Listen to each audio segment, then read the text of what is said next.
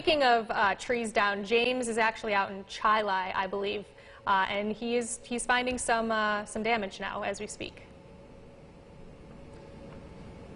Hey, Stacy, Maureen, good to hear from you guys. Great coverage so far. This is probably the worst damage I've seen all day. Chili Avenue right now.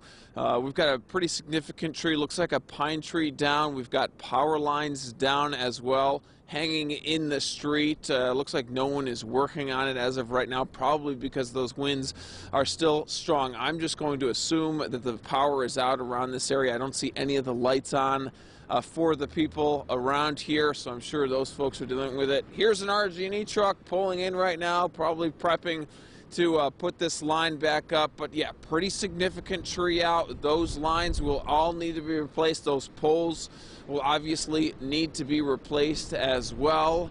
As of course, this is something that we're going to continue to see. It's a pretty significant tree on those lines, and obviously this road is completely impassable.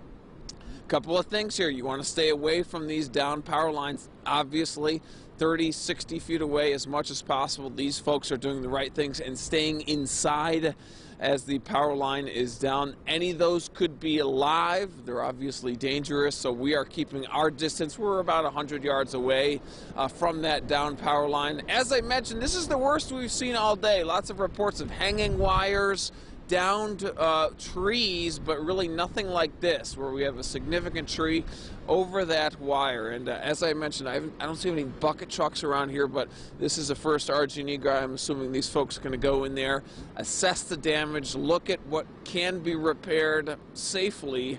Of course, safety, the #1 reason that these guys are going to take care of this. But we'll continue to see this. Know the vulnerable trees in your yard.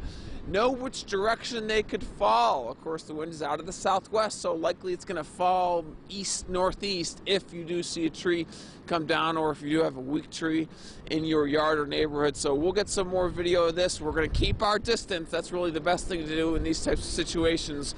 And hopefully they'll be able to get the power back to these folks around the area within hopefully the next couple of hours. But we'll stay out here and see, and keep on the lookout for more damage. Stacy, Maureen, I'll send it back to you too. Great. Thanks, James. Hey, James. So we are now up to about 2,000 RG&E customers in Monroe County without power. So that number has gone back up once again. Yeah. From 15 minutes ago to 2,000. Yeah. I'm looking at the peak wind gusts at the Rochester Airport, and we have 62-mile-an-hour gust is our peak. We've been gusting into the upper 50s, 58, 49, 48. We had a 36-mile-an-hour gust in one of our hourly observations, and then we jumped back up to 58. So that's the nature of this storm. You know, we're in it now. Expect it to pretty much stay like this, ramp up a little bit. We'll have fluctuating outages. We'll have fluctuating wind gusts, but we're gonna stick with you. By the